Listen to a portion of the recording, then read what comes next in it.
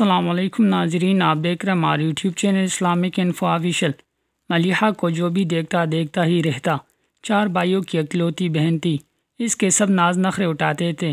وہ اتنی پیاری تھی کہ اس کی ماں کہتی کہ اس کی شادی کسی شہزادی سے ہوگی۔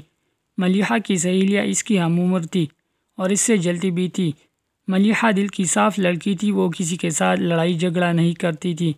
ملیحہ کے ماں نے کہا شکوران خالہ آئی ہے، دوپٹہ اوڑھ کر آنا۔ شکوران خالہ کے ساتھ ایک خاتون اور ایک لڑکی بھی موجود تھی۔ ملیحہ سلام کر کے اپنی ماں کے ساتھ صوفے پر بیٹھ گئی۔ وہ عورت اور لڑکی ملیحہ کو دیکھ رہی تھی۔ تھوڑی دیر بعد ماں نے ملیحہ کو جانے کا اشارہ کیا۔ وہ معذرت کرتے ہوئے کمرے سے باہر آ گئی۔ ملیحہ کو دیکھنے والی ہی چوتھی فیملی آئی تھی۔ ملیحہ کے ماں چاہتی کہ جلد ہی ملیحہ کو کوئی اشتہار مل جائے اور اپنے گھر چلی جائے۔ شکوران خالہ نے کہا بہت اچھی فیملی ہے اور لڑکا بھی بہت اچھی نوکری کرتا ہے۔ وہ لوگ جاتے ہوئے ملیحہ کو پسند کر گئی، بس وہ لڑکے کا انتظار کر رہے تھے وہ کیا چاہتا ہے۔ لڑکے کا نام رفاقت تھا اور اس نے ملیحہ کی تصویر کو دیکھ کر قبول کر لیا۔ رفاقت بہت خوش تھا جب ملیحہ کے گھر والوں نے بہت سارا جہیز دیا۔ ملیحہ کے محلے والے بارات دیکھ کر کہہ رہے تھے کہ ایسا لگتا ہے جیسے کوئی شہزادہ ملیحہ کو لینے آیا ہے۔ جب ملیحہ دلہن بنی تو قیامت ڈا رہی تھی۔ جب ملیحہ رخصت ہوئی تو گھر سونا ہو گیا۔ رنگ سرخ فراق میں ملیحہ پری لگ رہی تھی۔ ملیحہ رفاقت کے گھر آئی تو رفاقت کہنے لگا کہ مجھے سمجھ نہیں آتی لڑکیاں اتنا میک اپ اور اتنا زیور کیوں پہنتی ہیں۔ ملیحہ اس وقت واش روم میں گیا اور اپنا منہ دھو کر آ گئی۔ ملیحہ نے اپنا سارا زیور اتار کر ڈبے میں پیک کر دیا۔ رفاقت بغصے سے ملیحہ کے ساتھ بات کرنے لگا۔ رفاقت اپنے موبائل میں مصروف ہو گیا اور ملیحہ بھی سو گئی۔ رفاقت کو احساس ہی نہیں تھا کہ وہ میری دلہن ہے اور آج شادی کی پہلی رات ہے۔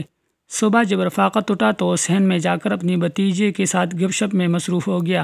ساس اور سسر کہنے لگی کہ بہو خوبصورت ہے، لیکن نخرے والی۔ تھوڑی دیر بعد رفاقت نے آواز دی کہ اندر آؤ، مجھے کوئی بات کرنی ہے۔ رفاقت نے کہا کہ تم اتنا زیادہ میک اپ نہیں کیا کرو اور پرفیوم بھی نہیں لگایا کرو۔ ملیحہ نے سوچ لیا کہ اس شہزادے کے لیے مجھے سب کو چھوڑنا پڑے گا۔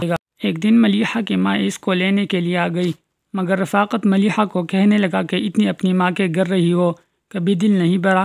رفاقت جب بھی اپنے آفس جاتا تو کہتا کہ تم بھی میرے ساتھ چلو، میرے دوست بھی اپنے بیگم کو ساتھ لے کر آتے ہیں، لیکن مجھے یہ اچھا نہیں لگتا کہ میں باہر کسی غیر مرد کے ساتھ بات بھی کروں۔ رفاقت کا سلوک پہلے دن سے اچھا نہیں تھا، لیکن ملیحہ نے اپنے ماں کو کبھی بھی کچھ نہیں بتایا تھا۔ وہ کہتی تھی کہ واقعی رفاقت کوئی شہزادہ ہے، اس نے مجھے بہت خوش رکھا ہوا ہے، لیکن جب وہ اکیلی ہوتی تو وہ اپنی قسمت پہ روتی تھی۔ کچھ دن میرا بھائی مجھے چھوڑنے میرے سسرال چلا گیا۔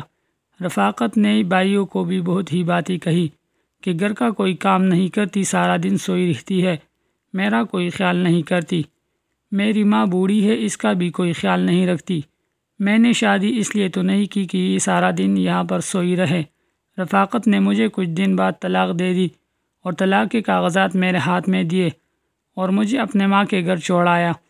میری سہیلیاں بھی مجھ پر باتیں کرنے لگی کہ اتنا غرور کرتی تھی تم اپنے حسن پر، لیکن حسن کا کیا فائدہ کہ تم کو تمہارے شوہر نے طلاق دے کر بھیج دیا۔ طلاق کا داغ بہت بڑا تھا، مجھے طرح طرح کی باتیں سننی پڑتی تھی۔ 2 سال ہو گئے مجھے میرے ماموں کے گھر پر رہتے ہوئے، اپنے ماں باپ کے گھر کبھی نہیں گئی، کیونکہ میں جب بھی وہ آ جاتی تو مجھے اپنے پرانے دن یاد آتے تھے۔ میرے ماں میرے لیے طلاق یافتہ لڑکا ڈھونڈنے لگی کہ میری بیٹی کا گھر بس جائے۔ ایک دن میرے ماموں نے میرے ماں کو فون کیا اور کہنے لگا کہ آپ کی اجازت ہو تو میں اپنے بیٹے کی شادی آپ کی بیٹی سے کر دوں۔ تو میری ماں کہنے لگی کہ آپ میرے بڑے بھائی ہیں، آپ جیسا کریں گے ویسا ہی ہمیں قبول ہوگا۔ مجھے اپنی ماں کا فیصلہ قبول کرنا پڑا اور اپنی ماں کا عزت اور ماموں کی عزت رکھ لی۔